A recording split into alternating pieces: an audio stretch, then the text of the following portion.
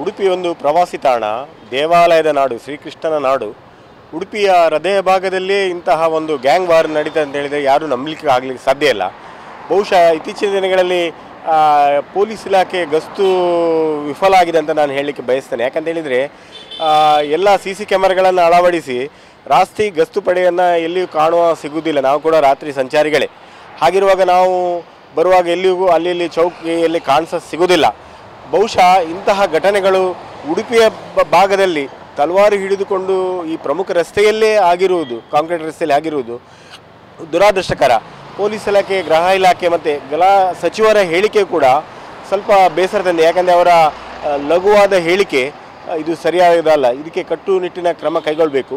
ಮತ್ತು ನಾನೊಂದು ಮಾಧ್ಯಮದಲ್ಲಿ ವಿನಂತಿ ಮಾಡ್ತೇನೆ ಅಂತ ಹೇಳಿದರೆ, ಇದು ಸಾಮಾಜಿಕ ಜಾಲತಾಣದಲ್ಲಿ ಬಂದ ನಂತರ ಮಾಧ್ಯಮದವರು ಅದನ್ನು ಸುದ್ದಿ ಜಾಲ ಮುಟ್ಟಿಸಿದ ನಂತರ ಪೊಲೀಸ್ ಇಲಾಖೆ ಕಾರ್ಯಪ್ರವೃತ್ತರಾಗ್ತಾರೆ ಅಂತ ಹೇಳಿದರೆ, ಇದು ಇಂತಹ ರಾಜಾರೋಷವಾಗಿ ನಡೆದ ಘಟನೆ ಎಲ್ಲಿಯೂ ದಾಖಲಾಗಲಿಲ್ವಾ? ಯಾರು ಇದನ್ನು ಸಾಮಾಜಿಕ ಜಾಲತಾಣದಲ್ಲಿ ಬಿಟ್ಟಿದ್ದಾರಾ ಅವರನ್ನು ಕೂಡ ಈ ಸಂದರ್ಭದಲ್ಲಿ ಗುರುತಿಸಬೇಕು. ಯಾಕಂದರೆ ಗೌಪ್ಯವಾಗಿ ಇಲಾಖೆ ಗುರುತಿಸಬೇಕು. ಯಾಕಂದರೆ ಇಂಥ ಪ್ರಕರಣಗಳನ್ನು ಹಿಡಿಮುಡಿ ಕಟ್ಟಲು ಪೊಲೀಸ್ ಇಲಾಖೆಗೆ ಅದು ವಿಡಿಯೋ ತುಣುಕು ಸಹಕಾರಿಯಾಗಿದೆ.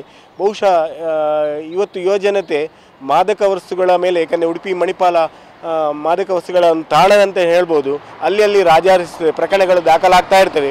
ಪೊಲೀಸ್ ಇಲಾಖೆ ಮತ್ತಷ್ಟು ಮತ್ತು ಚುನಾವಣೆಯ ಫಲಿತಾಂಶ ಇನ್ನೇನು ಬರಲಿಕ್ಕೆ ಇದೆ. ಈ ನಿಟ್ಟಿನಲ್ಲಿ ಪೊಲೀಸ್ ಇಲಾಖೆ ಹದ್ದುಬಸ್ತಿನ ಕಣ್ಣಿಡಬೇಕು. ಮತ್ತು ಮುಂದಿನ ದಿನಗಳಲ್ಲಿ ಯಾಕಂತ ಹೇಳಿದರೆ ಇಂತಹ ಘಟನೆಗಳು ನಡೆಯಬಾರದು.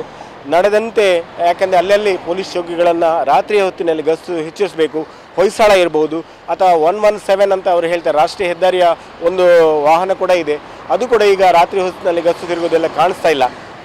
ಆಯಾ ಠಾಣೆ ವ್ಯಾಪ್ತಿಯಲ್ಲಿ ಇದನ್ನು ಮಾಡಿದರೆ ಇಂತಹ ಪ್ರಕರಣಗಳನ್ನು ತಡೆ ಇಡ್ಬೋದು. ಬಹುಶಃ ಇದು ಪ್ರವಾಸಿಗರ ತಾಣ ಆಗಿರೋದ್ರಿಂದ ಇಲ್ಲಿಗೆ ಬರಲಿಕ್ಕೆ ಹೆದರ್ತಾರೆ ಜನರು. ಯಾಕಂದರೆ ಉಡುಪಿ ಕೃಷ್ಣ ದೇವಸ್ಥಾನ ಇರುವಂಥ ಪ್ರವಾಸಿ ಮಲ್ಪೆ ಇರ್ಬೋದು, ಮಣಿಪಾಲ ಇರ್ಬೋದು, ಇದು ಬರುವಾಗ ಇಂಥ ರಾಜಾರೋಷವಾಗಿ ರಸ್ತೆಯಲ್ಲಿ ಹೊಡೆದಾಡಿಕೊಳ್ಳೋದೇ ಕಾರನ್ನು ಡಿಕ್ಕಿ ಮಾಡಿಕೊಂಡು ಹೊಡೆದಾಡಿಕೊಳ್ಳೋದು, ತಲವಾರು ಬೀಸುವುದು, ಇದೆಲ್ಲ ನೋಡುವಾಗ ಪ್ರವಾಸಿ ತಾಣಗಳು ಎಲ್ಲ ಭಯಭೀತರಾಗಿದ್ದಾರೆ.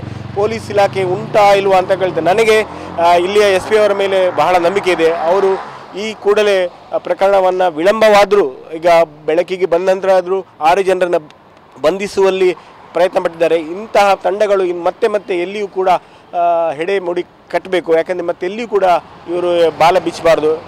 ಅದನ್ನು ಸಂಪೂರ್ಣವಾಗಿ ಈ ಥರ ಹತೋಟಿಗೆ ತರಬೇಕಂತ ನಾನು ಮಾನ್ಯ ವರಿಷ್ಠರ ಹತ್ರ ಕೇಳಿಕೊಳ್ತೇನೆ.